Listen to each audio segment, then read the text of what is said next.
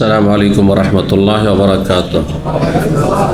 إن الحمد لله نحمده ونستعينه ونستغفره ونعوذ بالله من شرور أنفسنا ومن سيئات أعمالنا. من يهده الله فلا مضل له ومن يضلل فلا هادي له. وأشهد أن لا إله إلا الله وحده لا شريك له وأشهد أن محمدا عبده ورسوله صلى الله تعالى عليه وعلى آله وصحبه وسلم تسليما كثيرا. أما بعد فقد قال الإمام البخاري رحمه الله تعالى: باب التكبير والتسبيح عند المنام. قال حدثنا سليمان بن حرب قال حدثنا شعبة عن الحكم عن ابن أبي ليلى عن علي رضي الله تعالى عنه أن فاطمة رضي الله تعالى عنها شكت ما تلقى في يديها من الرحى فأتت النبي صلى الله عليه وسلم تسأله خادما فلم تجده فذكرت ذلك لعائشة فلما جاء أخبرته قال: فجاءنا وقد أخذنا مضاجعنا فذهبت أقوم فقال: مكانك، فجلس بيننا وحتى وجدت برد قدميه على صدري فقال: ألا أدلكم على ما هو خير لكم من خادم إذا آويتما إلى فراشكما وأخذتما مضاجعكما فكبر 34 وسبح 33 واحمد 33 ফাহাযা খায়রুল লাকুম মিন খাদিম। সম্মানিত ইফতার মাহফিলের উপস্থিতি, আল্লাহ রাব্বুল আলামিনের প্রশংসা এবং প্রিয় নবী সাল্লাল্লাহু আলাইহি সাল্লামের উপর সালাতু সালামের পর আজ শনিবার 11 রমজান 1447 হিজরি মোতাবেক 28 ফেব্রুয়ারি 2026 আমাদের ধারাবাহিক আলোচনা সহিহুল বুখারী থেকে দোয়ার পর্ব নম্বর 4। ইমাম বুখারী রাহিমাহুল্লাহ এই দোয়া পর্বের অধ্যায় নম্বর হচ্ছে 11। এতে রয়েছে ঘুমাবার আগে তাকবীর, তাসবিহ এবং তাহমিদ, সুবহানাল্লাহ বলা, আলহামদুলিল্লাহ বলা এবং আল্লাহু আকবার বলা কতবার করে আসছে। গুরুত্বপূর্ণ একটি জিকির, সেটি হচ্ছে আল্লাহ রাব্বুল আলামিনের তাসবিহ, পবিত্রতা ঘোষণা করা, তাহমিদ মানে প্রশংসা জ্ঞাপন করা, তাকবীর বড়ত্ব ঘোষণা করা। তো এইবার ইমাম বুখারী রাহিমাহুল্লাহ বলছেন বাবু তাকবীর ওয়া তাসবিহ ইনদাল মানাম। এই অধ্যায় হচ্ছে তাকবীর পাঠ করা মানে আল্লাহু আকবার বলা, তাসবিহ সুবহানাল্লাহ পাঠ করা ইনদাল মানাম ঘুমাবার সময়। মানাম মানে নম, নিদ্রার পূর্বে, ঘুমাবার আগে বিছানায় যখন যাবেন তখন এই তাসবিহগুলি পাঠ করবেন। তাতে সুবহানাল্লাহ রয়েছে, সেজন্য ওর নাম তাসবিহ, কিন্তু ওতে আলহামদুলিল্লাহও রয়েছে, আল্লাহু আকবারও রয়েছে। নামাজের পরে যে তাসবিহ করে 33 বার করেন না, তো এটাকে শুধু তাসবিহ বলছেন, শুধু তাসবিহ করছেন 33 বার সুবহানাল্লাহ। তো তাসবিহ হলো কতবার? 33, কিন্তু সমান আলহামদুলিল্লাহ বলছেন, তো তাহমিদ তো বলছেন না ওইটার নাম, তাই না? তকবীর পাঠ করছেন 33 বার, কিন্তু এর নাম তো তকবীর বলছেন না, যে আমরা তকবীর পাঠ করি। নাম পড়ে গেছে কি? নামাজের পরে তাসবিহ করা। 3 ভাগের 1 ভাগ দিয়ে পুরোটার নাম, 3 ভাগের 1 ভাগ দিয়ে 33 দিয়ে পুরোটার নাম, তাই না? জি হ্যাঁ, এটাকে আরবি ভাষায় বলা হয় তাগলিব, মানে কোনো কিছুকে প্রাধান্য দেওয়া, কোনো কিছুকে প্রাধান্য দেওয়া। যেমন প্যারেন্টস, পিতামাতা, বাংলায় পিতামাতা, আরবিতে কি বলে? হ্যাঁ, কি বলতে পারে আরবি যারা জানেন? আরবি ওয়ালিদাইন, পিতামাতা একসাথে, মাতা পিতা একসাথে। যেমন প্যারেন্টস, হ্যাঁ মানে মাতা পিতা, ওই রকম আর কি। বাংলাতে তো ভেঙে পিতা মাতা বা মাতা পিতা, কিন্তু না, এক শব্দে ওয়ালিদাইন, দ্বিবচন, 2 জনক। ওয়ালিদাইন মানে তো ওয়ালেদের দ্বিবচন হচ্ছে, তাসনিয়া হচ্ছে ওয়ালিদাইন বা ওয়ালিদান। তো ওয়ালেদ মানে তো পুরুষ, তো মা কেমন করে হতে আসলো? তো এখানে পুরুষকে মানে বাবাকে মায়ের ওপর প্রাধান্য দেওয়া হয়েছে, এটাকে বলা হয় তাগলিব। তাগলিবের কায়দা কানুন আরবিতে ঠিক ওই রকমই 33 বার সুবহানাল্লাহ, 33 বার আলহামদুলিল্লাহ, 33 বার আল্লাহু আকবার বা 34 বার আল্লাহু আকবার বলছেন, কিন্তু নাম বলছেন কি? তাসবিহ পাঠ করলাম। 6318 নম্বর হাদিস বর্ণনা করছেন আলী রাদিয়াল্লাহু তাআলা আনহু। হাদিসের বর্ণনাকারী স্বয়ং আলী রাদিয়াল্লাহু তাআলা আনহু, চতুর্থ খলিফায়ে রাশিদ। তার ঘরের ঘটনা, স্বামী স্ত্রীর ঘটনা। আন্না ফাতেমা রাদিয়াল্লাহু তাআলা আনহা, ফাতেমা নাম আসলে রাদিয়াল্লাহু তাআলা আনহা বলবেন, এটি হচ্ছে শরীয়ত সম্মত। কিন্তু নবী সাল্লাল্লাহু আলাইহি ওয়াসাল্লামের পরিবারের কোনো সদস্য নাম আসলে আলাইহিস সালাম বা আলাইহাস সালাম, এটি শিয়া পথভ্রষ্টদের লক্ষণ। শিয়া পথভ্রষ্টদের লক্ষণ। কারো জন্য শান্তি কামনা করা, সেটা যে কোনো ব্যক্তির হইতে পারে, তাহলে যে কোনো সাহাবীর হইতে পারে। কিন্তু না, শুধু নবী সাল্লাল্লাহু আলাইহি ওয়াসাল্লামের বংশধর হইলে আলাইহিস সালাম, আলাইহাস সালাম, হোসেন আলাইহিস সালাম, হাসান আলাইহিস সালাম, আলী আলাইহিস সালাম, এটা শিয়া পথভ্রষ্টদের লক্ষণ। এবং বেদাতির অনুকরণ করা, পথভ্রষ্টদের অনুকরণ করা জায়েজ নয়। কথা বুঝতে পারছেন না?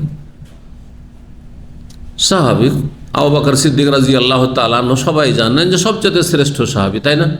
কিন্তু আবু বকরের নাম আসলে কেন আলাইহিস সালাম বলছেন না?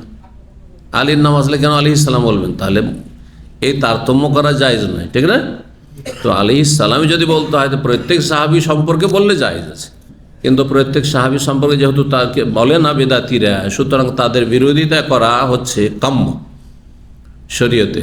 এই জন্য রাদিয়াল্লাহু আনহু বলবে, যেমন আবু বকর রাদিয়াল্লাহু আনহু, তেমনি আলী রাদিয়াল্লাহু আনহু, তেমনি ফাতেমা রাদিয়াল্লাহু তাআলা আনহা। যেমন আয়েশা রাদিয়াল্লাহু তাআলা আনহা বলছেন, তেমনি ফাতেমা রাদিয়াল্লাহু তাআলা আনহা। এটি ভুল যে কেউ ফাতেমার নাম আসলে আলাইহিস সালাম লিখবে। শাকাত মা তালকা ফি ইয়াদিহা মিনার, ফাতেমা রাদিয়াল্লাহু তাআলা আনহা একবার অভিযোগ নিয়ে আসলেন বাবার কাছে। কিসের? যে স্বামীর ঘরে গিয়ে আটা পিসার জন্য চাকি ঘোরাতে হচ্ছে। দেখেছেন এক সময় না, আজকাল উঠেই গেছে, গ্রাম অঞ্চল এখনো কারো বাড়ি থাকতে পারে। হ্যাঁ, কি বলেন, চাকি বলেন না জাঁতা বলেন? ও মাশাআল্লাহ, এই যে জাঁতা ঘোরানো। হ্যাঁ, তো জাঁতা ঘোরানো আমরা ছোটকালে, কি আজ থেকে 20-30 বছর আগেও ছিল, এই তো উঠে গেছে হয়তো 20-25 বছর থেকে। তো এই চাকিতে হাতে ঘুরিয়ে ঘুরিয়ে আটা পিসা হইতো। হ্যাঁ, আটা পিসা হইতো। তো এটি চলে আসছে ওই যুগ থেকে, তার আগের যুগ থেকে চলে আসছে। এইভাবে মানুষ গম, জব এসব পিষে আটা তৈরি করতো, ছাতু তৈরি করতো। ফাতেমা রাদিয়াল্লাহু তাআলার হাতে ফোসা পড়ে গেছিল চাকি ঘুরিয়ে ঘুরিয়ে। আল্লাহু আকবার। কে? নবী সাল্লাল্লাহু আলাইহি সাইয়্যিদুল মুরসালিন, সবচেয়ে শ্রেষ্ঠ রাসূলের সবচাইতে শ্রেষ্ঠ কন্যা, কনিষ্ঠা কন্যা ফাতেমা রাদিয়াল্লাহু তাআলা, যে জান্নাতের রমণীদের প্রধান হবেন, ফাতেমা রাদিয়াল্লাহু তাআলা। নবী সাল্লাল্লাহু আলাইহি ওয়াসাল্লামের কয় মেয়ে? 4 মেয়ে। যদি 4 মেয়ে জানেন সমান সমান, তাহলে আচ্ছা 4 মেয়ে। আচ্ছা, আমাদের দেশে আর একটা বেদাতি কথা আছে, এখানে চলে আসে। 4 মেয়ে, কিন্তু আমাদের দেশের মানুষরা শিয়া প্রভাবিত খানিকটা, কেন মাজার পূজা আর শিয়াদের ধর্ম খুব মিল আছে কিন্তু। তো যার ফলে শিয়া রাফেজি প্রভাবিত হওয়ার কারণে ফাতেমাকে কি বলে? মা ফাতেমা। ফাতেমা কি বলে? মা ফাতেমা। নবীর মেয়েরা মা না নবীর স্ত্রীরা মা? কোরআনের ভাষায় আল্লাহ বলছেন, সূরা আহজাব পড়ে নেবেন, ওয়া আজওয়াজুহু উম্মাহাতুহুম, নবী সাল্লাল্লাহু আলাইহি ওয়াসাল্লামের সহধর্মিণীরা হচ্ছে ওদের মা, মানে আমাদের মা, মুসলিমদের মা। তো মুসলিমদের মা উম্মাহাতুল মুমিনিন, প্রত্যেক মুমিন মুসলিমের মা হচ্ছেন খাদিজা, আর খাদিজার মেয়ে হচ্ছেন ফাতেমা। তো মা মেয়ে দুজনই মা? হ্যাঁ, মা মেয়ে দুজনই মা হয় নাকি? তাহলে এই কথাটি বেদাতি কথা, ভুল কথা, কখনো বলবেন না মা ফাতেমা। আচ্ছা, শুধু মা ফাতেমা কেন? এই জন্য জিজ্ঞাসা করেছি যে নবী সাল্লাল্লাহু আলাইহি ওয়াসাল্লামের মেয়ে কয়জন? 4 জন। আর 3 জনের নাম কে বলবেন? যে বলবেন হাত তোলেন। হ্যাঁ, জাইনাব বড় মেয়ে, তারপরে হচ্ছে রোকাইয়া 2 নম্বর, 3 নম্বর উম্মে কুলসুম, 4 নম্বর হচ্ছে ফাতেমা। তো কখনো শুনেছেন আমাদের সমাজে, হ্যাঁ, যে মা জাইনাব, হ্যাঁ, মা উম্মে কুলসুম, মা রোকাইয়া, এরকম করে শুনেছেন? না, এগুলো শোনা যায় না। বরং এইসব নামেরও কোনো আলোচনা হয় না। অধিকাংশ লোকেরা নামও জানে না, বা নবী সাল্লাল্লাহু আলাইহি ওয়াসাল্লামের কয় মেয়ে তাও জানে না। এবার এক শিয়া ড্রাইভার ছিল আল হাসার, অনেক আগে 2005-07 দিকে। ওমরার কাফেলা নিয়ে যাচ্ছিলাম ইসলামী সেন্টার থেকে, তখন আমার যৌবনকাল ছিল 25 বছর আগে, 20 বছর আগে। তো নিয়ে যাচ্ছি, ফেরার পথে প্রতিযোগিতা করে পুরস্কার দিচ্ছি। তো একবার আরবিতে জিজ্ঞেস করছি, 2-1 আরবিয়ান আছে, আর উর্দুতে জিজ্ঞেস করছি, 5-7 জন ছিল পাকিস্তানি ইন্ডিয়ান উর্দুভাষী, আর আমরা সব বাংলাভাষী ছিলাম প্রায় 40 জন। আমাদের 3 ভাইরে ছিল ওমরার কাফেলা। জিজ্ঞেস করলাম যে নবী সাল্লাল্লাহু আলাইহি ওয়াসাল্লামের কয় মেয়ে? তো আমাদের ভাইরা ইসলামিক সেন্টার যেহেতু আসে, তাদের জ্ঞান আছে, আলহামদুলিল্লাহ বলে 4 মেয়ে। তো আমার পাশে ওই ড্রাইভার সামনে গাড়ি চালাচ্ছে, আরও সামনের সিটে আমি বসে আছি বা দাঁড়িয়ে আছি ওখানে। তা আমাকে বলছে ওয়াল্লাহ আউয়াল মারা আসমা, জীবনে প্রথম শুনছি যে নবীর 4 মেয়ে। তো চিন্তা করেন, এরা কি নবী পরিবারের সাথে মহব্বত রাখে যে নবীর 3 মেয়ে কি জানে না, 1 মেয়েকে শুধু জানে। বুঝতে পারছেন না? তাহলে এই ভালোবাসায়, নবী পরিবারের ভালোবাসার দোহাই মে দাল মে কালা হয়। বুঝতে পারছেন না? ভেজাল ঢুকে আছে। নবী সাল্লাল্লাহু আলাইহি ওয়াসাল্লামের পরিবারের সাথে ভালোবাসা নেই। বিশেষ বাতিল পন্থাকে সমাজে প্রচলন দেওয়ার জন্য, সমাজে জনপ্রিয় করার জন্য এসব দোহাই পড়ে আলী, হাসান, হোসেন, ফাতেমা, 5-55 শুনেছেন? এটা আর একটা শিরকি কথা। 5টি দেহ রয়েছে যে মোবারক দেহ, কথা বুঝতে পারছেন না? আর আমাদের দেশের ক্যালেন্ডার, বাংলা ক্যালেন্ডারে লেখা থাকে কিন্তু মোহাম্মদ, আলী, ফাতেমা, হাসান আর হোসেন, এই 5টা হচ্ছে পাক পবিত্র একবারে দেহ। 5-55 তন মানে বাদান, ফার্সি শব্দ কিন্তু ফার্সি, তার মানে এই ধর্ম কোত্থেকে এসছে? ইরান থেকে এসছে। বুঝতে পারছেন না? এরা ইরানের ধর্ম। 5টি পবিত্র শুধু দেহ আছে, পবিত্র আত্মা আছে, আর বাকি সাহাবীদের আত্মা নাউজুবিল্লাহ তাদের কাছে পবিত্র নয়। এই জন্য সমস্ত সাহাবায়ে কেরামকে তারা কাফের বলে। এরা হচ্ছে সেই রাফেজি ইরানিরা, এদের মূল হচ্ছে অগ্নিপূজক মজুসি। আর এদের জন্মদাতা হচ্ছে ইয়ামানের ইবনে সাবা ইহুদি। বুঝতে পারছেন না? তো ইহুদি আর অগ্নিপূজকের সংমিশ্রণে এই জাতি তৈরি হয়েছে। বুঝতে পারছেন না? যেই জাতিকে মনে করছেন যে এরাই হচ্ছে ইসলামের বড় যোদ্ধা, জি, এই যে গেম খেলাখালি হচ্ছে না, এতে অধিকাংশ বেকুব সমাজ মনে করছে যে এরাই মনে হয় ফিলিস্তিন জয় করে দেবে, কিন্তু একজন ইহুদি এদের হাতে মরল না।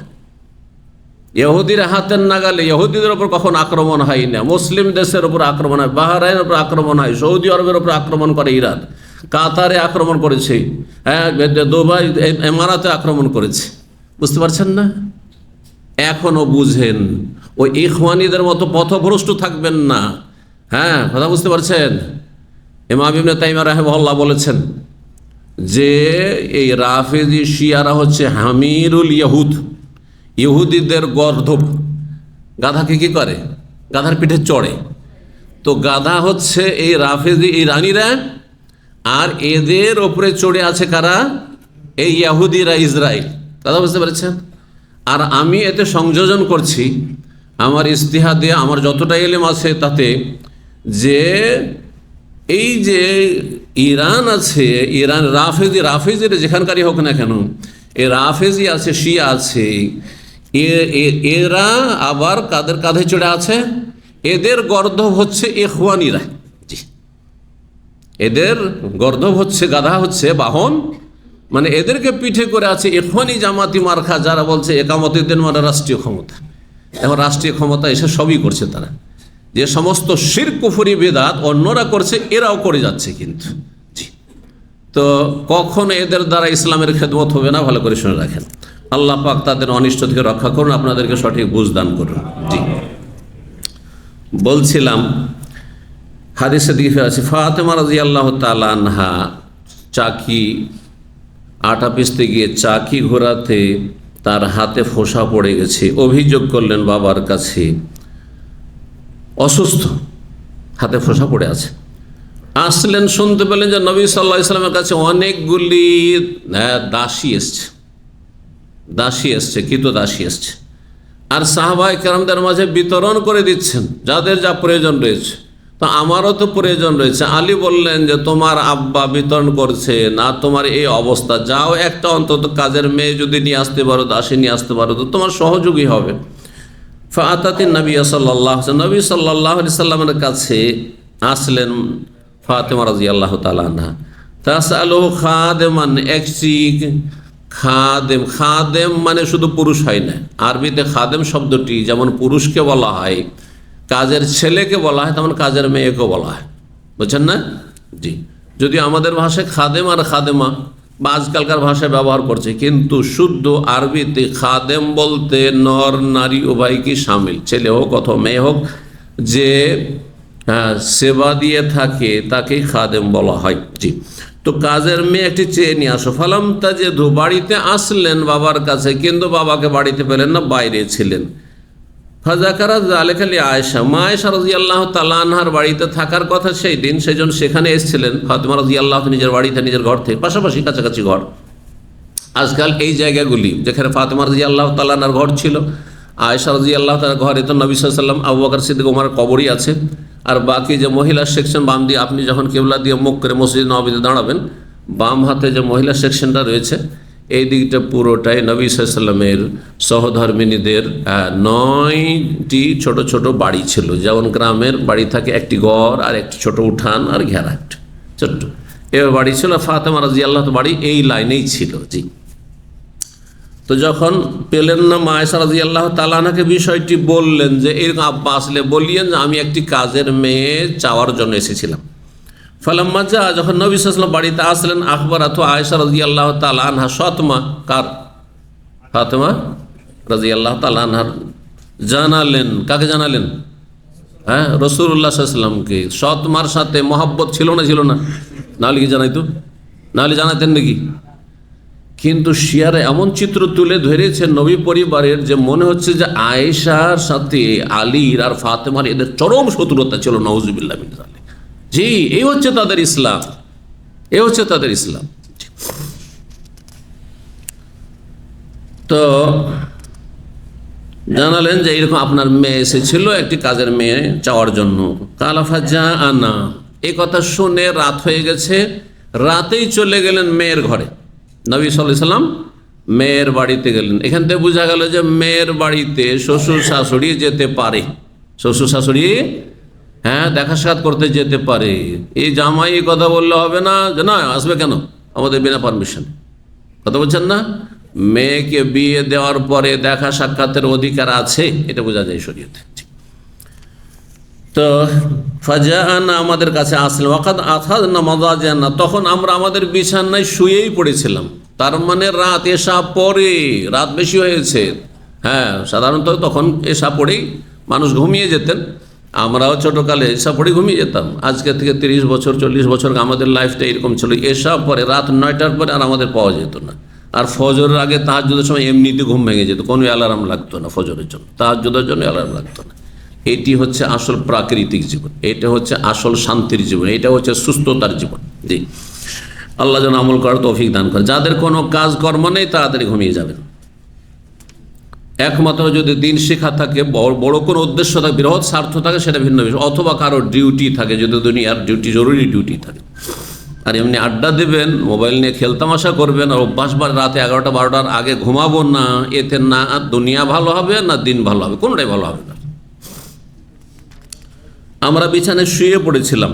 আচ্ছা, বিছানায় জামাই মেয়ে শুয়ে গেছে, তারপর নক করা যাবে না? যাবে না? কেউ যদি বলে যে না এটা ঠিক হবে না, হ্যাঁ জামাই মেয়ে সব রুমে সব নির্জনতায় চলে গেছে, ঘুমিয়ে গেছে, আর এভাবে কি জন্য নক করছেন, এটা ঠিক নয়। ঠিক এর দলিল এটি। নবী সব জানছেন যে আমার মেয়ে জামাই সব শুয়ে গেছে বিছানায়, তারপরেও চলে গেছেন বাড়িতে। জি, তাহলে প্রয়োজন হলে মানুষ যেতে পারে।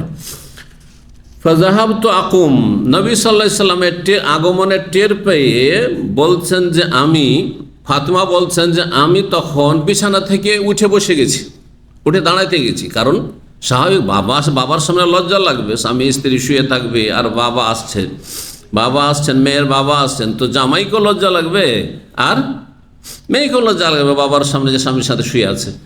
তো আমি উঠতে গেলাম, ফাকালা, নবী সাল্লাল্লাহু আলাইহি ওয়াসাল্লাম বললেন, মাকানাকে, না তুমি ওখানেই থাকো, শুয়েই থাকো। এটা কোনো দর্শনীয় নয় তাইলে?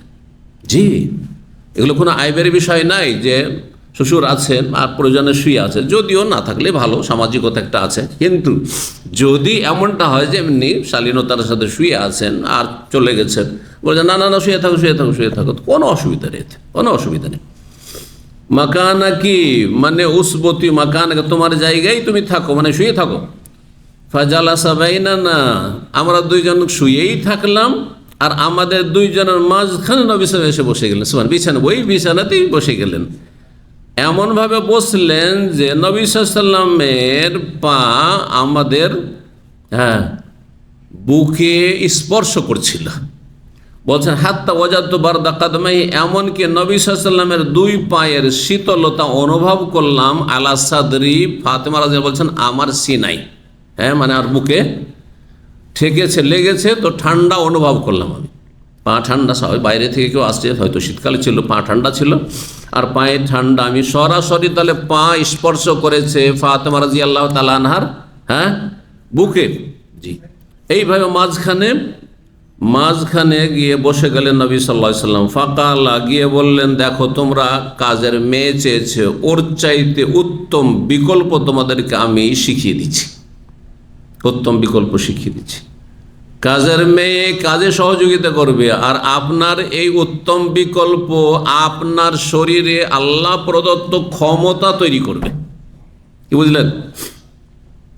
এই জন্য যে যত বেশি আল্লাহকে ডাকে তার মনোবল যেমন শক্তিশালী থাকে, তেমন শরীরের শক্তিও অত্যন্ত শক্তিশালী হয়। কথা বলছেন না? স্বতঃস্ফূর্ত কাজ করতে পারে, সতেজতা তার মধ্যে থাকে, সক্রিয়তা তার মধ্যে কাজ করে। এই হাদিসটি তার স্পষ্ট প্রমাণ। জিকির আজকারে মানুষ শক্তিশালী হয়, মানসিক দিক থেকে শক্তিশালী হয়, শারীরিক দিক থেকে শক্তিশালী হয়, সব দিক থেকে শক্তিশালী হয়। জি, শুধু এই নয় যে আল্লাহর জিকির আজকার করলে শুধু রুহানিয়াত বাড়ে, আধ্যাত্মিকতার উন্নতি হয়, এ কথা নয়। শারীরিক উন্নতি হয়, মানসিক উন্নতি হয়, মন মেজাজ ভালো থাকে, সুস্থতা থাকে। এই জন্য দেখবেন যত পরিষ্কার পরিচ্ছন্ন মানুষ, ধার্মিক মুসলিম যত পরিষ্কার পরিচ্ছন্ন থাকে আর যত বেশি আল্লাহর জিকির আজকার ইবাদত বন্দেগীর মশগুল, তত বেশি সুস্থতা সাধারণত পায়, তত বেশি রোগমুক্ত। যাদেরকে সাদা চামড়া শ্বেতাঙ্গ দেখছেন, আমি ওইসব দেশে কয়েকবার যাওয়াতে কাছাকাছি গিয়ে জানতে পারলাম, ওখানে গিয়ে ভাবতাম যে এদের চামড়া সাদাতে এরা দেখতেও সুঠাম, উঁচা, লম্বা, সুন্দর, তো ভাবতাম যে এরা কতই না সুস্থ আর কতই না শান্তিতে আছে। তো যারা তাদের সাথে রাত দিন বসবাস করে আমাদের ভাইয়েরা, তারা বলে যে শেখ, এদের যে কত যে শারীরিক মানসিক রোগ আছে, আল্লাহ আমাদের তা থেকে হেফাজতে রেখেছেন, বলল আলহামদুলিল্লাহ। তবে কারোর শরীরের চামড়া দেখে আর শরীর স্বাস্থ্য দেখে আর বাহ্যিক কোনো দৃশ্য দেখে কখনো প্রতারিত হবেন না। রব্বুল আলামিনের সাথে, আল্লাহর সাথে, মালিকের সাথে যার যত বেশি সম্পর্ক, সে তত বেশি মানসিক, শারীরিক সব দিক থেকে সুস্থ থাকবে, অল্পতে পরিতুষ্টি হবে। এই যে সামান্য খাবার খেয়ে আপনি শান্তি পাচ্ছেন, কিন্তু দুনিয়াদার লোকেরা এত ভালো ভালো খাবার সামনে, তারপর তাদের জীবনে কোনো শান্তি নেই, কোনো শান্তি নেই, কোনো শান্তি নেই। বলুন আলহামদুলিল্লাহ। ফাকারা, নবী সাল্লাল্লাহু আলাইহি ওয়াসাল্লাম বলে, আলা আদুল্লুকুমা, তোমাদের দুইজনকে বলে দেব নাকি, বাতলে দেব নাকি, আলা এমন একটি বিষয় সম্পর্কে, মা হুয়া খায়রুল লাকুম মিন খাদেম, যেটি তোমাদের জন্য উৎকৃষ্ট হবে কাজের মেয়ের চাইতেও, খাদেমের চাইতেও। সেটা হচ্ছে এই, শোনো, ইজা আওয়াইতুকুম ইলা ফিরাশ, যখন তোমরা বিছানায় শোয়ার জন্য আসবে, আও আখাযতুম মাযাজিআ, অথবা বিছানা তোমরা গ্রহণ করবে, ফাকাব্বিরা আরবা ওয়া সালাসিন, 34 বার আল্লাহু আকবার পাঠ করবে, ওয়াসাব্বিহা সালাসা ওয়া সালাস, সুবহানাল্লাহ পাঠ করবে 33 বার, ওয়াহমাদা সালাসা ওয়া সালাস 33 বার, আলহামদুলিল্লাহ পাঠ করবে। এখানে আগে এসেছে কি, আগে এসে কিসের কথা, আল্লাহু আকবার, মাঝখানে এসেছে সুবহানাল্লাহ, আর তারপরে এসেছে আলহামদুলিল্লাহ, একটু উল্টো পাল্টা এসেছে, কিন্তু জায়েজ আছে, আগে পরে করলে জায়েজ আছে। তবে অধিকাংশ হাদিসগুলিতে রয়েছে সুবহানাল্লাহ আগে, তারপরে আলহামদুলিল্লাহ, তারপরে আল্লাহু আকবার। তো সুবহানাল্লাহ 33 বার, আলহামদুলিল্লাহ 33 বার, আল্লাহু আকবার হচ্ছে 34 বার। জি, ঘুমাবার আগের জিকির 34 বার আল্লাহ আকবার, তাহলে কতবার হয়ে গেল? টোটাল 100 বার হয়ে গেল। অন্য হাদিসে রয়েছে লা ইয়াযুররুকা মা বিআইয়িহিন্না বাদাতুমা আও লা ইয়াযুররুকা বিআইয়িহিন্না বাদাতা, তুমি যেটা দিয়ে ইচ্ছা সেটা দিয়ে শুরু করো, সুবহানাল্লাহ দিয়ে শুরু করো, আলহামদুলিল্লাহ দিয়ে শুরু করো, আল্লাহু আকবার দিয়ে শুরু করো, কোনো ক্ষতি নেই। তার মানে আগে পরে করলে কোনো দোষ নেই, সবটাই সুন্নাত। 12 নম্বর অধ্যায় হচ্ছে বাবু তাআউযু ওয়াল কিরাআতি ইনদাল মানাম। তাহলে একটি জিকির শিখে নিলেন, আমল করতে হবে। কি শিখলেন? আজকে থেকে বিছানায় যখনই শুইতে যাবেন মোবাইল নিয়ে খেলবেন না। মোবাইল দেখতে দেখতে দেখতে গুনাহ দেখতে দেখতে ঘুমিয়ে গেলেন, মরে গেলে জাহান্নামে চলে যাবে, কবর আযাব শুরু হয়ে যাবে, আযাবের ফেরেশতারা আপনার রূহ নিয়ে যাবে। এইভাবে মরবেন না, কারণ যে কোনো সময় মারা যেতে পারে, বুঝছেন না? আর মারা না গেলে কি হবে? আর ঘুমটা আপনার শান্তির ঘুম হবে, আপনার শারীরিক মানসিক সব রকম শান্তি হবে। তো কথা হচ্ছে যে টেনশন মুক্ত থাকবেন, জিকির আজকার করবেন, সুবহানাল্লাহ আলহামদুলিল্লাহ আল্লাহু আকবার পড়ে নিয়ে তারপরে ঘুমাবেন। জি।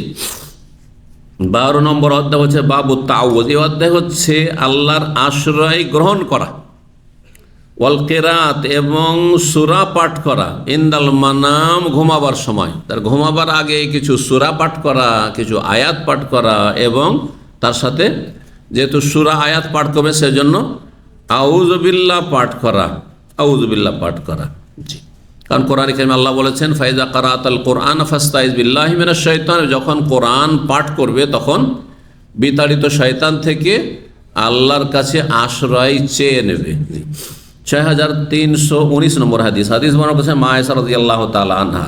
তিনি বলেন আন্না রাসূলুল্লাহ সাল্লাল্লাহু আলাইহি ওয়াসাল্লাম কানা ইযা আখাযা মাওদাহু, রাসূলুল্লাহ সাল্লাল্লাহু আলাইহি ওয়াসাল্লাম যখন বিছানায় গ্রহণ করতেন, মানে বিছানায় শুইতে যেতেন, নাফাসা ফি ইয়াদিহি ওয়া ক্বারা বিল মুআউযিযাতি ওয়া মাসাহা বিহিমা জাসাদাহু, তখন তিনি হাতে ফু দিতেন আর মুআউযিযাত সূরাগুলি পড়তেন, আশ্রয় দানকারী সূরাগুলি পাঠ করতেন। ওয়া মাসাহা বিহিমা জাসাদাহু, আর তারপরে 2 হাত গোটা শরীরে ফিরিয়ে দিতেন বা বুলিয়ে দিতেন। তাহলে এটার তরিকা কি হবে? আর এ মুআউযিযাত তিনটি আশ্রয় দানকারী সূরা কি কি? মুআউযিযাতাইন যখন বলা হবে দ্বিবচন তখন সূরায়ে ফালাক এবং নাস, কিন্তু যখন মুআউযিযাত বহু বচন বলবেন তখন সূরা ইখলাস তাতে অ্যাড হয়ে যাবে। তো কুল হুয়াল্লাহু আহাদ, আর সূরা ফালাক, কুল আউযু বিরাব্বিল ফালাক আর কুল আউযু বিরাব্বিন নাস, দুটোতে আল্লাহর আশ্রয় কামনা রয়েছে। আর সূরা ইখলাস কুল হুয়াল্লাহু আশ্রয় কামনা নেই, কিন্তু আল্লাহর তাওহীদ একত্বের কথা রয়েছে, আল্লাহর গুণাবলীর কথা রয়েছে। সেজন্য সেই সূরারও ফজিলত হচ্ছে যে সেটাও মানুষকে আল্লাহর আশ্রয়ে রাখবে, এই জন্য মুআউযিযাত বলা হয়েছে। তো নবী সাল্লাল্লাহু আলাইহি ওয়াসাল্লাম কি করতেন? এই 3টি সূরা পাঠ করতেন। কয়বার করে পাঠ করবেন? অন্য রিওয়ায়াতে 3 বার করেছে, এখানে সংক্ষেপ করা হয়েছে 3 বার নেই, কিন্তু 3 বার পাঠ করবেন। 3 বার পাঠ করার পদ্ধতিটা কি হবে? মানে একবার সূরা ইখলাস, একবার ফালাক আর নাস, আর তারপরে ফু দেওয়া না, সূরা ইখলাস 3 বারই পড়ে নেবেন, তারপরে ফু দিবেন, তারপরে সূরা ফালাক পড়লেন 3 বার ফু দিবেন, সূরা নাস ফু দিবেন। উত্তম হচ্ছে একবার করে পড়বেন, সূরা ইখলাস একবার, ফালাক একবার আর নাস একবার, তো 3টে হয়ে গেল। আর তারপরে ফু দিবেন। ফু দেওয়াটি, দোয়াটি পড়া বা সূরা পড়ার পরে ফু দেওয়াটাই হচ্ছে বেশি যুক্তিসঙ্গত এবং এটাই হচ্ছে বেশি উত্তম। কিন্তু কোনো ওলামারা বলেছেন যেটা হাদিসে আগে ফু দেওয়ার কথাও রয়েছে, কিছু কিছু হাদিসে করলে জায়েজ আছে, কিন্তু সাধারণত আমাদের যেটা আমল এবং সেটাই যুক্তিসঙ্গত সেটা হচ্ছে ওই হাদিসটিকে প্রাধান্য দেওয়া, যাতে আগে পড়ে নেওয়া তারপরে ফু দেওয়া। কারণ কোরআন তেলাওয়াত করলে, সূরা পাঠ করলে, দোয়া পাঠ করলে ওর একটা বরকত আছে, তারপরে ফু দিবেন, তাহলে এটা হচ্ছে বেশি যুক্তিসঙ্গত। তাহলে সূরা ইখলাস একবার, ফালাক নাস পড়ে নিলে 3 বার, ফু দিলেন, আর তারপরে মাথা থেকে শুরু করে যত দূর পর্যন্ত হাত যাবে আপনি হাত ওটা শরীরে ফিরিয়ে নেবেন। আবার সূরা ইখলাস ফালাক নাস, আবার সূরা ইখলাস ফালাক নাস, এইভাবে পড়বেন। আল্লাহু তাআলা আলাম। 13 নম্বর অধ্যায় হচ্ছে বাবুন। এই অধ্যায় হচ্ছে আগের অধ্যায়ের সাথে সম্পর্কিত। এখানেও বিশেষ একটি জিকির দোয়ার কথা রয়েছে শোয়ার আগে, ঘুমাবার আগে খুবই সুন্দর দোয়া রয়েছে এবং এই আমলটি করবেন।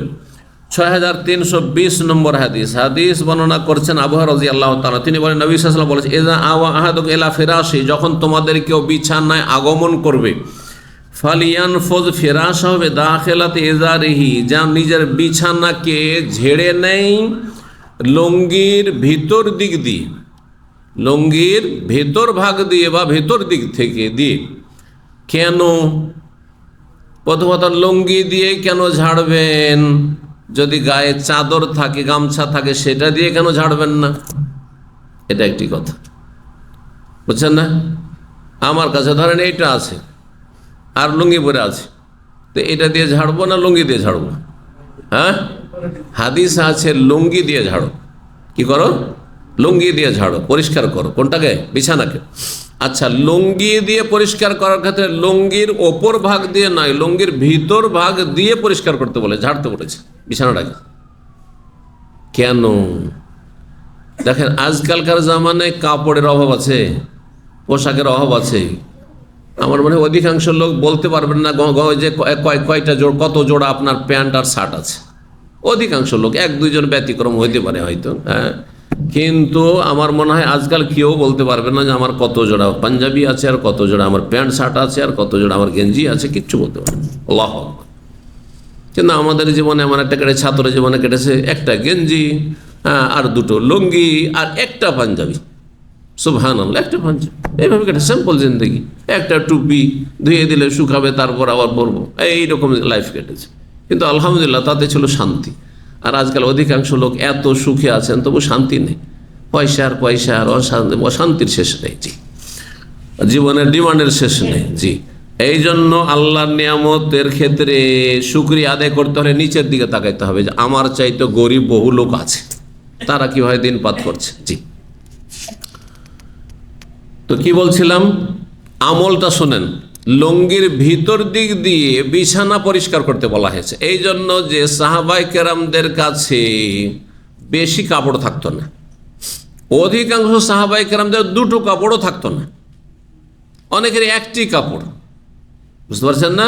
অনেকের শুধু একটি কাপড়, একটি লুঙ্গি, আর কিছু মানুষ দুটো লুঙ্গি।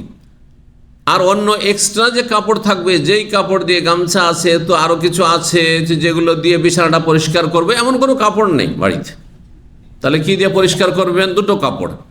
আরবরা আজকালকার এহরামের উদাহরণ তাহলে বুঝতে পারবেন, এহরামের মতো কাপড় পরতো, যেটাকে হুল্লা বলতো। ওপরে একটা চাদর থাকতো সেম এহরামের মতো, আর নিচে একটা থাকতো ওই সেম এহরামের মতো, যেটাকে লুঙ্গি বলতো। কেরালাওয়ালা, দক্ষিণ ভারতের লুঙ্গি। দক্ষিণ ভারতের লুঙ্গি কেমন? ওরা সেলাই করে না, সেলাইবিহীন।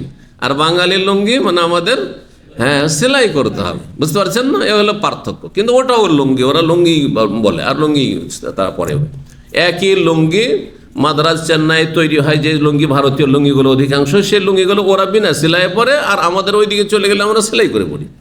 বুঝতে তো এইরকম কাপড় থাকতো। এখন দুটো কাপড়, আপনার শরীর এর বেশি কাপড় নেই। বিছানায় শুইতে যাচ্ছেন, বিছানাটা পরিষ্কার করতে হবে। যদি ওপরের কাপড় যেটা ওপরে গায়ে আছে সেটা দিয়ে যদি ঝাড়েন, তো ঝাড়ার সময় ধুলো বালি পড়ে আছে। তখনকার বাড়ি কি পাকা বাড়ি ছিল নাকি? হ্যাঁ, না খড়ের বাড়ি?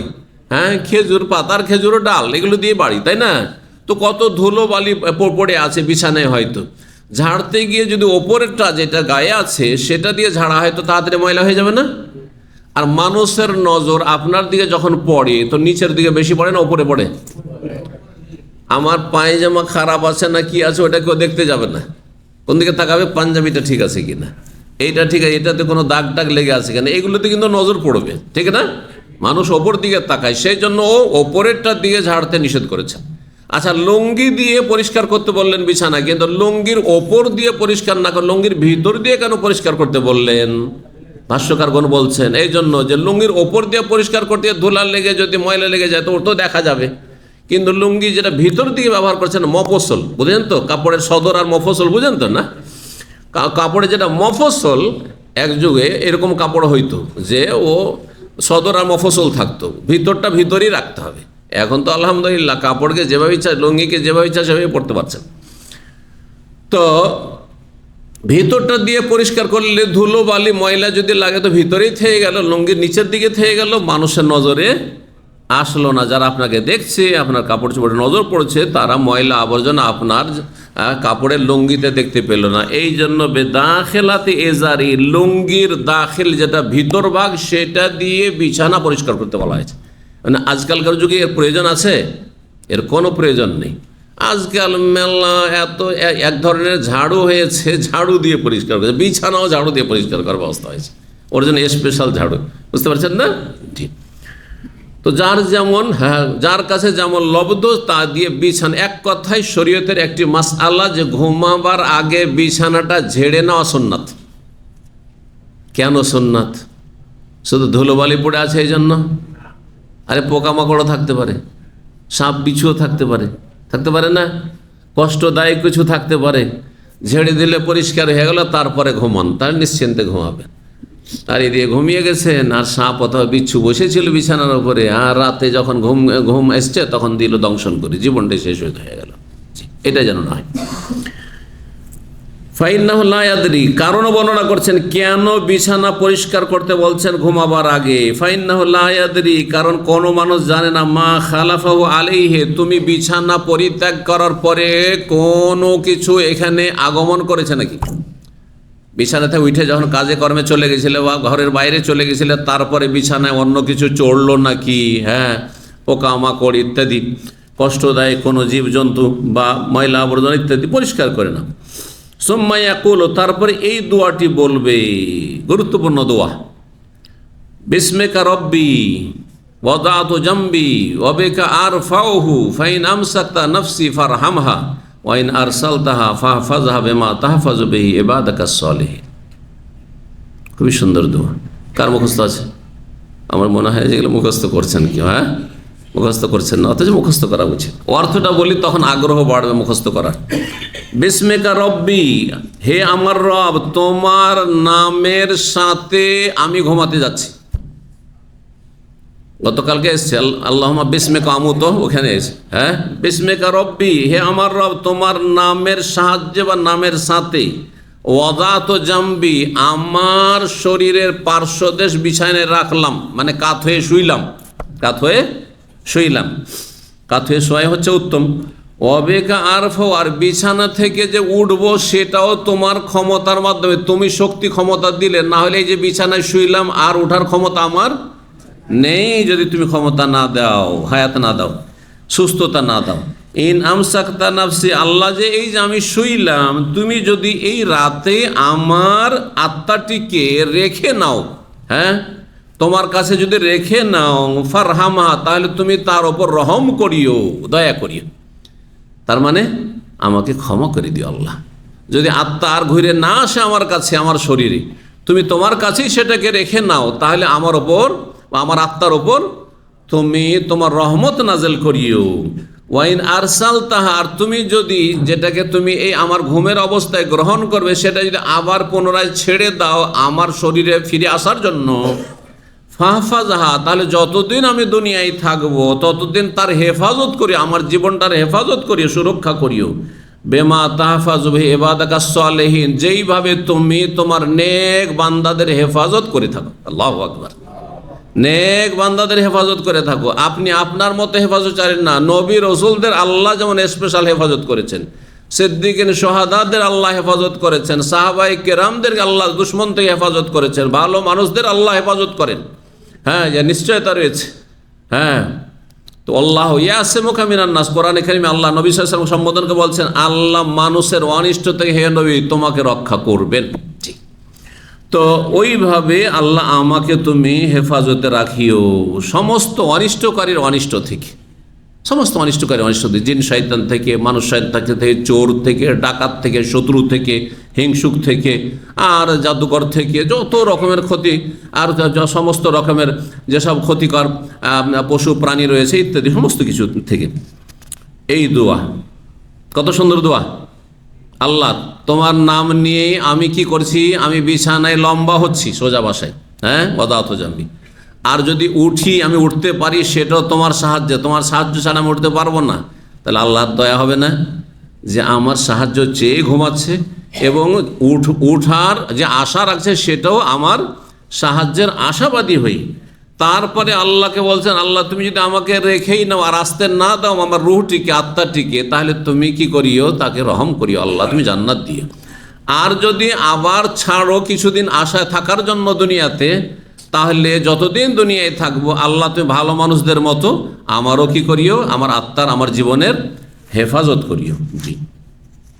14 নম্বর অধ্যায় হচ্ছে বাবুদ্দু আনিস ফাল্লাইল। এই অধ্যায় হচ্ছে অর্ধ রাতে দোয়া করা সম্পর্কে। 6321 নম্বর হাদিস।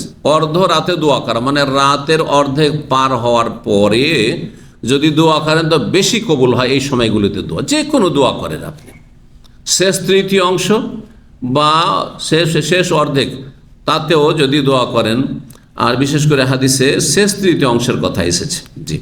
তো যদি শেষ তৃতীয় অংশ আজকাল হিসাব করা হয় তো আজকাল সন্ধ্যা হচ্ছে মোটামুটি কয়টায়, আজকে 5:40, 6টায় ধরে নিলাম একটু করে, হ্যাঁ 6টা থেকে ফজর হচ্ছে কয়টায়, হ্যাঁ 5টার একটু আগে, 5টা পর্যন্ত, তাহলে কত ঘন্টা হইল, 11 ঘন্টা, তাই না, 11 ঘন্টা। তাহলে 3 ভাগের 1 ভাগ সময় মোটামুটি 4.25 ঘন্টা হবে, ঠিক আছে না, 4.25 ঘন্টা হবে। তো 4.25 ঘন্টা যদি ধরা যায় শেষ দিক থেকে, তাহলে হিসাব করেন, হ্যাঁ হ্যাঁ 1 থেকে 2, 3, 4, হ্যাঁ এই 5 মোটামুটি ঠিক রাত 1টার পর থেকে। তো রাত 1টার পর থেকে যদি ফজরের আগ পর্যন্ত দোয়া করেন তো দোয়া কবুলের চান্সটা অনেক বেশি। এই সময় আল্লাহ বান্দাকে বারবার ডাকতে থাকে যে তুমি চাও আমি দেব, তুমি চাও আমি দেব। বান্দা চাইলে আল্লাহ আরো খুশি হন, আর বান্দা না চাইলে আল্লাহ আরো অসন্তুষ্ট হন, যে অত ভাগা তুই ঘুমিয়েই থেকে গেলি, আমি দেওয়ার জন্য তোকে ডাকছি আর তুই ঘুমিয়েই থেকে গেলি, একটু উঠতেই পারলি না। বিশেষ রমজান মাসে এই সময়গুলোকে কাজে লাগাবার চেষ্টা করবেন। আল্লাহ যেন আমাদের আপনাদের সকলকে তৌফিক দান করেন। কখন যে কোন দোয়া কবুল হয়, আর জীবনের যতগুলি আপনার আশা আকাঙ্ক্ষা আছে, দুনিয়ার আশা আকাঙ্ক্ষা করতে পারেন, কোনো দোষের কথা নাই, কিন্তু দিনটাকে, আখিরাতকে, জান্নাতকে 1 নম্বরে রেখে, এই নয় যে জান্নাতকে ভুলে গিয়ে আপনি ধন দৌলত চাইবেন, হ্যাঁ আর সুস্থতা চাইবেন, কিন্তু আপনি আপনার জান্নাতটা ঠিক রেখে, পরকাল ঠিক রেখে দুনিয়ার যে কোনো হালাল চাইতে পারেন, যে কোনো বৈধ কিছু চাইতে পারেন, না জায়েজ না হইলে হলো, হারাম চাওয়া শুধু না জায়েজ। তো এই হাদিসে রয়েছে, আবু হুরায়রা রাদিয়াল্লাহু তাআলা বর্ণনা করেছেন, তিনি রাসূলুল্লাহ সাল্লাল্লাহু আলাইহি ওয়াসাল্লাম বলেন, ইয়াতানাজ্জালু রাব্বুনা তাবারাকা ওয়া তাআলা কুল্লা লাইলাতিন ইলা সামাইদ দুনিয়া। প্রসিদ্ধ হাদিস, ইয়ানজিলু রাব্বুনা তাবারাকা ওয়া তাআলা, আমাদের রব আল্লাহ তাবারাকা ওয়া তাআলা, যিনি বরকতময়, যিনি সুউচ্চ সুমহান, তাবারাকা মানে বরকতময়, আর আল্লাহ তাআলা। আচ্ছা এই কথাটি বলি, কারণ আমরা আমাদের দেশের মানুষরা অনেক আরবি কথা বলেন কিন্তু অর্থ বুঝেন না। আল্লাহ তাআলা বলেন না, আল্লাহ তাআলা বলেন না, বলেন না, কিন্তু অধিকাংশ লোক আল্লাহ তাআলা বলেন না বললেও জানেন, কিন্তু যদি জিজ্ঞাসা করে তাআলা মানে কি, তা তো জানি না, বলবেন না, বলবেন না। তাআলা মানে হচ্ছে অলুগুন থেকে, হ্যাঁ সাব্বিহ ইসমা রাব্বিকাল আ'লা, হ্যাঁ সুউচ্চ। তাহলে তাআলা মানে যিনি সুউচ্চ সুমহান, আল্লাহ যিনি সুউচ্চ সুমহান, সব দিক থেকে সুউচ্চ সুমহান রব্বুল আলামিন। জি, এই হচ্ছে আল্লাহ তাআলা। তো আমাদের রব আল্লাহ তাবারক ওয়া তাআলা অবতরণ করেন, নামেন, নেমে আসেন। আল্লাহর নেমে আসা আল্লাহর মতো, কোন সৃষ্টির মতো না, মানুষের মতো না, বুঝছেন না। যদি সৃষ্টির সাথে তুলনা করেন তবুও কুফরি। যেমন আমার এখান থেকে উঁচায় আছি, স্টেজে আছি, নিচে নামবো, ঠিক আল্লাহ ওই রকম 7 আসমান থেকে বা আরশ থেকে নেমে আসেন প্রথম আকাশে, কেউ যদি বলে তো সে কাফের। ভালো করে শুনে রাখেন, তুলনা করা চলবে না। ঠিক তেমনি আর একটা চলবে না, সেটা হচ্ছে যে আল্লাহ নেমে আসেন না, বরং এটা রূপক অর্থে বলা হয়েছে আল্লাহর রহমত নেমে আসে। এটা আশআরী মাতুরিদি আকীদা, কথা বলছেন না। আর আমাদের দেশে অধিকাংশ যে যাদেরকে আলেম সমাজ বলছেন, তার এই ভ্রান্ত আকীদা বিশ্বাসী, আল্লাহ নেমে আসেন না। হ্যাঁ, আল্লাহর জন্য দিক বলা যাবে না, আল্লাহর জন্য দিক নির্ণয় করা যাবে না। তো আল্লাহ চারিদিকে আছে নাকি? আল্লাহ উপরে আছে না সব জায়গায় আছে? এই যে সব জায়গায় বললো, আল্লাহ হিদায়াত করে। হ্যাঁ, প্রথম দিকে কিন্তু একদিন আলোচনাও করেছে, নতুন ভাইরা অধিকাংশ আমার সামনে। কিন্তু কথা হচ্ছে যে আপনারা তো নিয়মিত আসছেন, অন্তত কিছু তো মনে রাখেন, না হলে তো আপনার কুফরি আকীদা নিয়ে মরে যাবেন আপনি। আল্লাহ সব জায়গায় বিরাজমান, এগুলো হতে তো এখানে যদি তখন তো পায়খানা তো, নাউজুবিল্লাহ নাকি? হ্যাঁ, নাউজুবিল্লাহ। সর্বত্র বিরাজমান মানে কি? টেবিলের ওপরে, টেবিলের তলেও, তাই না? এই আকিদা, এই কুফরি আকিদা আপনার? না না না, এটা তো হিন্দুদের আকিদা। আল্লাহর হবে সমস্ত সৃষ্টির ঊর্ধ্বে, এই জন্য তিনি আলা, তার নাম হচ্ছে আল আলী, হল আলিউল আজিম, সুউচ্চ সুমহান। এই জন্য তাকে আল্লাহ তাআলা বলছেন। জি, আল্লাহ তাআলা। তো আল্লাহ তাআলা নেমে আসেন, কেউ যদি অস্বীকার, আল্লাহ নেমে আসেন না, আল্লাহর রহমত নেমে আসে, আল্লাহর বরকত নেমে আসে, আল্লাহর আদেশ নিষেধ নেমে আসে, এগুলি হচ্ছে পথভ্রষ্টতা, গুমরাহি, এটাও কুফরি। আর আল্লাহর নেমে আসা মানুষের মতো বা সৃষ্টির মতো, ওইটাও কুফরি। তাহলে কোনটা ইসলাম? আল্লাহ নেমে আসেন কার মতো? আল্লাহর মতো। আল্লাহ নেমে আসেন কার মতো? আল্লাহর মতো। আরে সহজ ভাষায় বলছি, যদি বলবেন ভাই আপনি খাওয়া দাওয়া করেন কার মতো, তো কি বলবো? কি বলবেন? ভাই আমি মানুষ, মানুষের মতো খাই, বলবেন না? নাকি বলেন আমি গরুর মতো খাই, বলবেন? আমি ছাগলের মতো খাই, বলবেন? আমি পোকামাকড়ের মতো খাই না। সব কিছুর ধরন রয়েছে। তো সৃষ্টির মধ্যেই যখন আপনার ধরন ভিন্ন, তাহলে কোথায় স্রষ্টা, কোথায় সৃষ্টি? আল্লাহ স্রষ্টা, সৃষ্টিকর্তা, তার কোন সৃষ্টির সাথে তুলনা করা কুফরি যাবে না, তেমনি অস্বীকার করাও যাবে না। আল্লাহ নেমে আসেন আল্লাহর মতো, কারো সাথে সদৃশ্যতা নেই। জি, কুল্লা লাইলাতিন, প্রত্যেক রাতে নেমে আসেন। এখানে আরেকটি কথা স্পষ্ট, কখন নেমে আসেন? শেষ তৃতীয় অংশ আসছে। আর কোন রাতে নেমে আসেন? গোটা বছর 360 রাত, 360-এর প্রত্যেক রাতে নেমে আসেন। তাহলে শুধু লাইলাতুল কাদারে নেমে আসেন না, শুধু রমজানের রাতে নেমে আসেন না। এটা যেমন বুঝলেন, তেমন বেদাতীদের আর একটি বিশ্বাস, ভ্রান্ত বিশ্বাস, যে আল্লাহ নেমে আসেন কিসে? শবে বরাত। শবে বরাত। এবার তোমরা তো নামাই বিশ্বাস করো না, বলছেন আল্লাহ নামে, আল্লাহ রহমত নামে। তো তাদের কথা দিয়ে কি সংঘর্ষ, গুমরাহি এগুলি। একদিন শুধু একটি রাতে আল্লাহ নেমে আসেন না, বরং প্রতি রাতে, কুল্লা লাইলাতিন। আপনারা যারা সৌদি আরবে এসেছেন কুল্লো বুঝেই গেছেন, তাই না? বেতন দিতে গিয়ে আপনাকে বেতন হচ্ছে 2000, 1000 দিচ্ছে, কইছি আল্লাহ জীব কুল্লু। এটা তো শিখতে হবে, কেন কুল্লো না শিখলে তার বেতন ফুল পাচ্ছেন না আপনি, তাই না? গরজে আরবি শিখিয়ে দিয়েছে। এর চাইতে বেশি গরজ ইসলাম শিখার করতে হবে। ইসলাম শিখার গরজ করলে সবাই আমার মতো করে ইসলাম শিখে নেবেন। আমার মতো বড় আলেম নাও হয়ে যান, কিন্তু অন্তত আপনি আপনার জন্য আপনি আলেম হয়ে যাবেন।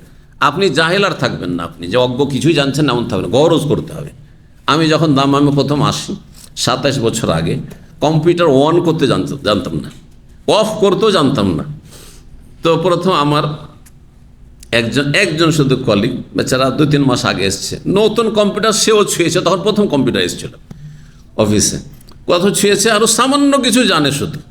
তো ওকে বললাম যে ভাই একটু শুধু অন করাটা শিখিয়ে দাও, কেমন করে অন করে। এই টিপতে হইলো, অন হয়ে গেল। আচ্ছা ঠিক আছে, আমি কাজ করে যেটুকু ওইটুকু শুধু দেখিয়ে দাও, একটা খুলে দাও, একটা পেজ খুলে দাও আমাকে, আমি লিখবো শুধু 40 হাদিস, মানে 50 হাদিস, একটা প্রথম আমার লিখনীয় বই আছে বাংলা, ওই বইটা প্রথম আমি তখন কম্পোজ করলাম। তো তারপরে বিকেলবেলা ও চলে গেছে, ও থাকে বাইরে থাকে, আর আমি তখন নতুন এসেছি অফিসেই, ও বইনেই থাকি। তো কিছুক্ষণ কাজ করার পর চিন্তা করলো এখন তো ওকে শিখতে ভুলে গেলাম যে বন্ধ করব কেমন করে, আর সারাদিন খোলা থাকবো, তো চলেও গেছে আর আসবেও না আজকে, ও 24 ঘন্টা থেকে যাবো আবার খোলা, জানি না। পরের দিন এলো যে না, পরের দিন আসবে কেন, আমি চিন্তা করলাম যে যেখান দিয়ে কী করেছি, অন করেছি ওইটিকে দিলাম টিপে, বন্ধ হয়ে গেল। কিন্তু বন্ধ করাটা কি ঠিক হইলো আমার? বুঝতে পারছেন না? তো এ হলো অবস্থা। তো কথা হচ্ছে যে মানুষ দুনিয়ার গরজে সবই শিখছে, ওর চাইতে বেশি গরজ করতে হবে দিনকে। আল্লাহ যেন আপনাদের আমাদের সকলকে তৌফিক দান করেন। দিন শিখুন, আকীদা শিখুন, ইসলাম শিখুন, হালাল হারাম শিখুন, ফরজ ওয়াজিব শিখুন এবং আমল করুন। আল্লাহ আমলে তৌফিক দান করেন। কুল্লা লাইলাতিন, প্রত্যেক রাতে আল্লাহ নেমে আসেন। ইলা সামায়ে দুনিয়া, নিকটবর্তী আকাশ পর্যন্ত, মানে প্রথম আকাশ, এই যে প্রথম আকাশ আমাদের ওপরে রয়েছে, এই আকাশ পর্যন্ত নেমে আসেন। কখন? হিনা ইয়াবকা সুলুসুল লাইলিল আখির, যখন রাতের শেষ তৃতীয় অংশ অবশিষ্ট থাকে। শেষ তৃতীয় অংশ রাত 1টা থেকে নিয়ে মোটামুটি ফজর পর্যন্ত। ফায়াকুলু, আর বলেন,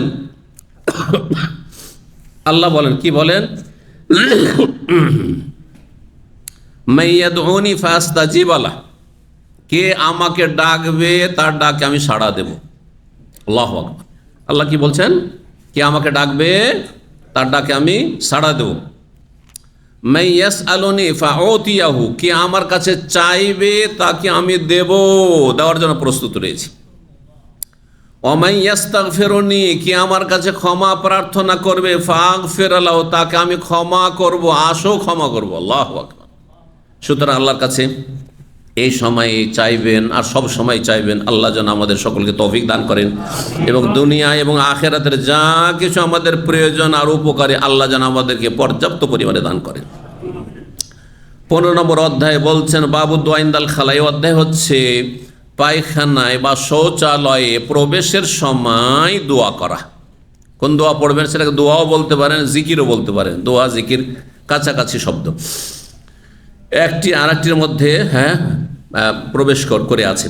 6322 নম্বর হাদিস, আনাস বিন মালিক রাদিয়াল্লাহু তাআলা বর্ণনা করেন, তিনি বলেন কানান নবী ইযা দাখালাল খান, নবী সাল্লাল্লাহু আলাইহি ওয়াসাল্লাম যখন শৌচালয়ে প্রবেশ করতেন, পেশাবের জন্য অথবা পায়খানার জন্য, দুটোর যে কোনো একটি হোক না কেন, কালা বলতেন আল্লাহুম্মা ইন্নী আউযু বিকা মিনাল খুবুসি ওয়াল খাবাইসি, হে আল্লাহ তোমার কাছে আশ্রয় নিচ্ছি বা তোমার আশ্রয় গ্রহণ করছি। মিনাল খোবসে, খোবস খাবিসের বহুবচন, আর খাবায়েস খাবিসাতুনের বহুবচন, মানে মিনাশ শায়াতিন আল খোবসে, আল খাবায়েস মানে মিনাল জিন্নাত, জিন, পুরুষ জিন আর নারী জিন। জিনের মধ্যে নর এবং নারী উভয় আছে। তো জিন শয়তান, পুরুষ জিন শয়তান আর নারী জিন শয়তানের অনিষ্ট থেকে হে আল্লাহ তোমার কাছে আশ্রয় নিচ্ছি বা আশ্রয় কামনা করছি। শাব্দিক অর্থ অবশ্য আউযু মানে কামনা নয়, সেজন্য আমি দুটি অর্থ করলাম, আশ্রয় নিচ্ছি বা আশ্রয় গ্রহণ করছি। আর যদি এই আস্তাইজও থাকতো তাহলে হয়তো আশ্রয় কামনা করছি, কিন্তু কাছাকাছি শব্দ। হে আল্লাহ আমি তোমার আশ্রয় গ্রহণ করছি, তোমার শরণ নিচ্ছি। মিনাল খোবসে, পুরুষ জিনের অনিষ্ট থেকে, ওয়াল খাবায়েস আর নারী জিন, নারী শয়তানের অনিষ্ট থেকে। জিন শয়তানের মধ্যে তাহলে নর নারী উভয়ের অনিষ্ট থেকে আশ্রয় কামনা করে আপনি বাথরুমে প্রবেশ করবেন। কেন? গতকাল একটি হাদিস বলেছিলাম, যে হাদিসে রয়েছে যে বাথরুম হচ্ছে শয়তানের বাসস্থান, বসবাসের জায়গা। শয়তান, জিন শয়তানের সমাগম বাথরুমে বেশি থাকে। এই জন্য মানুষ, পুরুষ বা নারীর সবচেয়ে বেশি ক্ষতি করে বাথরুমে, যদি সেখানে এমন অবস্থায় থাকে যেই সময় অ্যাটাক করা, আক্রমণ করার শয়তানে জিনের সুযোগ পায়। আর আক্রমণ করার সুযোগ পায় মানুষের ওপর কয়েকটি অবস্থায়। একটা হচ্ছে যে ইসলাম থেকে, ঈমান থেকে যখন একেবারে গাফেল থাকে, মানে ও আল্লাহকে ডাকেই না, 5 টাইম নামাজই পড়ে না, বেনামাজি, তো তাদের আর কোনো রকম তখন প্রোটেকশন থাকে না, যার ফলে তাদের উপর যে কোনো সময় অ্যাটাক করতে পারে জিন শয়তানে। বুঝতে পারছেন? আর একটি সময় হচ্ছে যখন মানুষ দীর্ঘ সময় নাপাক হয়ে থাকে, নামাজের সময়গুলোতে নাপাক হয়ে থাকে। ধরেন গোসল ফরজে আছে, স্বপ্নদোষ হয়ে আছে, বা স্বামী স্ত্রীর সহবাস হয়েছে, আর তারপরে ফজর হয়ে গেল, সূর্য উঠে গেল, দিন হয়ে গেছে, আর তারপরে বাথরুমে ঢোকেন, তখন আপনার উপর অ্যাটাক করে দিতে পারবে। কারণ দীর্ঘ সময় আপনি নাপাক হয়ে আছেন, সুতরাং আর আল্লাহর পক্ষ থেকে আপনি সুরক্ষাতে না, হেফাজতে না, জি, যার ফলে শয়তান আক্রমণ করে দেয়। তৃতীয় অবস্থায় যখন আক্রমণ করার সুযোগ পায় শয়তান, সেটা হচ্ছে প্রচণ্ড রাগের অবস্থায়। মানুষ যখন খুব রেগে থাকে তখন জিন শয়তান আক্রমণ করে দেয়। এই জন্য এত বেশি রাগতে নেই যেই রাগে আপনি হুঁশ দিশে হারিয়ে ফেলেছেন, নিজেকে কন্ট্রোল রাখতে পারছেন না। মানুষের রাগ হলে রাগটাকে সংযত রাখতে হবে। আল্লাহ যেন রাগকে সংযত রাখতে বলতে পেরেছেন। জি, আল্লাহ যেন তৌফিক দান করেন। তো এই ছিল হাদিস। 16 নম্বর অধ্যায় বলছেন বাবুন মা ইয়াকুল ইযা আসবাহা। এই অধ্যায় হচ্ছে ভোরবেলার জিকির সম্পর্কে, সকালবেলা কি বলবেন। হাদিস এর আগে এসেছে, সুতরাং হাদিসটার তর্জমা করার কোনো প্রয়োজন নেই, এর আগে বিস্তারিত তর্জমা করেছি। সেটি হচ্ছে সাইয়্যিদুল ইস্তিগফার। সাইয়্যিদুল ইস্তিগফারের দোয়া এসছে, আর ঘুমাবার আগের দোয়া আর ঘুম থেকে উঠে দোয়া, এই দুটি হাদিস এখানে এসেছে। তো 6323 নম্বর হাদিস বর্ণনা করছেন সাদ্দাদ বিন আওস রাদিয়াল্লাহু তাআলা আনহু তিনি বলেন, নবী সাল্লাল্লাহু আলাইহি ওয়াসাল্লাম বলেন, সাইয়্যিদুল ইস্তিগফার হচ্ছে আল্লাহুম্মা আনতা রাব্বি লা ইলাহা ইল্লা আনতা খালাকতানি ওয়া আনা আবদুকা ওয়া আনা আলা আহদিকা ওয়া ওয়া'দিকা মাসতাতাতু আবুউ লাক আউযু বিকা মিন শাররি মা সানাতু। রিওয়ায়াত রয়েছে, আবুউ লাকা বিনি'মাতিকা ওয়া আবুউ লাকা বিযামবি ফাগফিরলি ফাইন্নাহু লা ইয়াগফিরু যুনুবা ইল্লা আনত।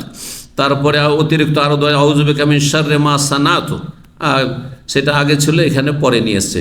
এজা কালা হিনা ইমসি, সন্ধ্যাবেলা যদি বলে ফামা, তার মারা যায় তো জান্নাতে যাবে, আও কানা মিন আহলি জান্নাহ, জান্নাতি হবে। ওয়াইজা কালা হিনা ইউসবা, সকালবেলা কেউ যদি এই দোয়াটি পড়ে নেয় সাইয়্যিদুল ইস্তিগফার, ফামা তামি ইয়াউমিহা, সেই দিন মারা যায় তাহলে জান্নাতে যাবে। এই সাইয়্যিদুল ইস্তিগফারের গুরুত্বপূর্ণ অর্থ বিস্তারিত বর্ণনা করা হয়েছে বিগত আলোচনায়।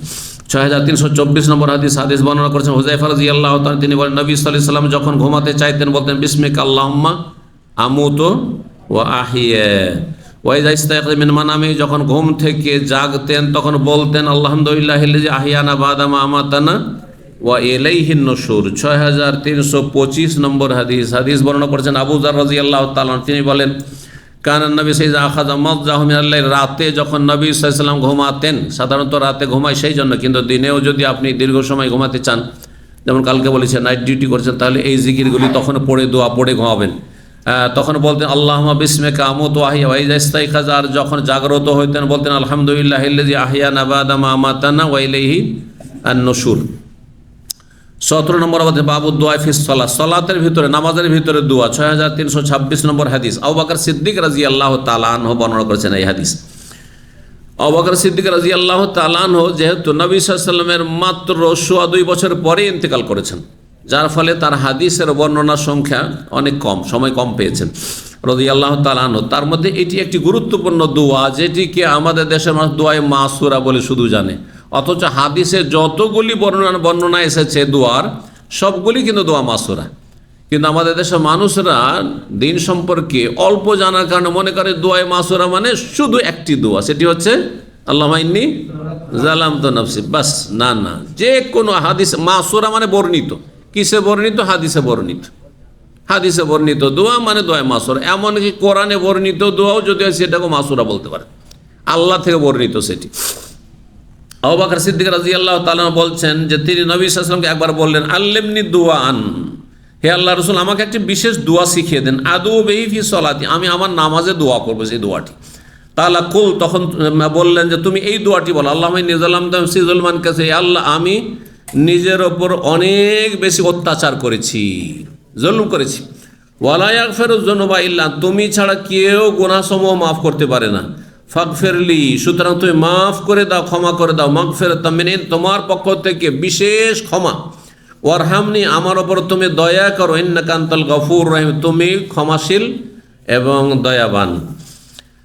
6327 নম্বর হাদিস। এখানে কি অধ্যায় রয়েছে? হ্যাঁ, অধ্যায় নেই। আয়েশা রাদিয়াল্লাহু তাআলা আনহা বর্ণনা করেছেন, ওয়ালা তাজহার বিসসালাতি ওয়ালা তুখাফিদ বিহা, নামাজে উচ্চ স্বরেও পড়বে না, যাতে আশেপাশে কে ঘুমিয়ে থাকলে তাদের ডিস্টার্ব হয়, হ্যাঁ, এরকম যেন না হয়। আর ওয়ালা তুখাফিদ বিহা, এমন আস্তে বলবে না যে নিজেকে শোনালে না। তেলাওয়াত, রাতের তেলাওয়াতে নিজেকে শুনিয়ে তেলাওয়াত করবেন তাহাজ্জুদে। যদি আশেপাশে কেউ ঘুমিয়ে থাকে তাহলে তার ঘুমে যেন গোলযোগ না হয়, যারা রুমে একসাথে আর অন্যদের সাথে থাকছেন তাদের ক্ষেত্রে বিশেষভাবে এই বিষয়টি গুরুত্বপূর্ণ। আপনার স্ত্রী হয়তো তাহাজ্জুদ পড়বেন না, ঘুমিয়ে আছে, আর আপনি জোরে জোরে তেলাওয়াত শুরু করে দেন রাত্রে, না, এটা করবেন না, এটা কষ্ট দেওয়া। আপনি নফল কাজ দিয়ে কষ্ট দেবেন না। জি, জরুরি নয় যে আপনাকে তাহাজ্জুদ পড়লে তাকেও তাহাজ্জুদ পড়তে হবে, তার হয়তো দিনে কাজ বেশি রয়েছে, ইত্যাদি হইতে পারে। জি, তো আচ্ছা, এই দোয়াটি যে আল্লাহুম্মা ইন্নী যালামতু নাফসি যুলমান কাসীরা চলে গেল, এটা কখন পড়বেন? নামাজের ভিতরে, কিন্তু কোন জায়গায় পড়বেন? হ্যাঁ, আত্তাহিয়াত পড়ে নিয়ে, আর দুরূদে আল্লাহুম্মা সাল্লি আলা মুহাম্মদ আল্লাহুম্মা বারিক আলা মুহাম্মদ ইন্নাকা হামিদুম মাজিদ পড়ে নিয়ে তারপর এই দোয়াটি পড়বেন, এবং তার সাথে 4-5টি অনিষ্ট থেকে আশ্রয় কামনার দোয়া পড়বে। আল্লাহুম্মা ইন্নী আউযু বিকা মিন আযাবিল কবরি ওয়া আউযু বিকা মিন আযাবি জাহান্নাম ওয়া আউযু বিকা মিন ফিতনাতিল মাসিহিদ দাজ্জাল ওয়া আউযু বিকা মিন ফিতনাতিল মাহিয়া ওয়াল মামাত, এটি পড়বেন। আরেকটি হাদিস রয়েছে, আমরা শেষ করি। 6328 নম্বর হাদিস আব্দুল্লাহ ইবনে মাসউদ রাদিয়াল্লাহু তাআলা বলেন, কুননা নাকুলু ফিস সালাহ, আমরা প্রথম নামাজে এইভাবে বলতাম, আসসালামু আলাল্লাহ, আল্লাহকে সালাম বলতেন, আসসালামু আলা অমুককে সালাম, অমুককে সালাম। ফাকাল আলান নবী সাল্লাল্লাহু আলাইহি ওয়াসাল্লাম, একদিন নবী সাল্লাল্লাহু বললেন, ইন্নাল্লাহু ওয়াসা, আল্লাহই তো শান্তিদাতা, শান্তির মালিক, তিনি সালাম, সুতরাং আসসালামু আলাল্লাহ বলবে না, কি বলবে? আত্তাহিয়াত পড়ো। এই আত্তাহিয়াত শিখারে ফাইজা কাদা আহাদুকুম ফিস সালাহ, যখন নামাজে তোমরা বৈঠকে বসবে, বলবে আত্তাহিয়াতু লিল্লাহি ওয়াস সালাওয়াতু ওয়াত তাইয়্যিবাতু আসসালামু আলাইকা আইয়ুহান নবী ওয়া রাহমাতুল্লাহি ওয়া বারাকাতুহু আসসালামু আলাইনা ওয়া আলা ইবাদিল্লাহিস সালিহিন। এই যে ওয়া আলা ইবাদিল্লাহিস সালিহিন, সমস্ত নেক বান্দাদের জন্য আপনি দোয়া করলেন। এই দোয়া প্রত্যেক মুমিন মুমিনাতকে আপনার পৌঁছে গেল। আশহাদু আল্লা ইলাহা ইল্লাল্লাহ ওয়া আশহাদু আন্না মুহাম্মাদান আবদুহু ওয়া রাসূলুহু। সুম্মা ইয়াতাখায়্যার মিনাস সানাই মা শা। তারপরে যে কোনো গুণগানমূলক দোয়া বা যে কোনো দোয়া যা চাইবেন তা করতে পারবেন।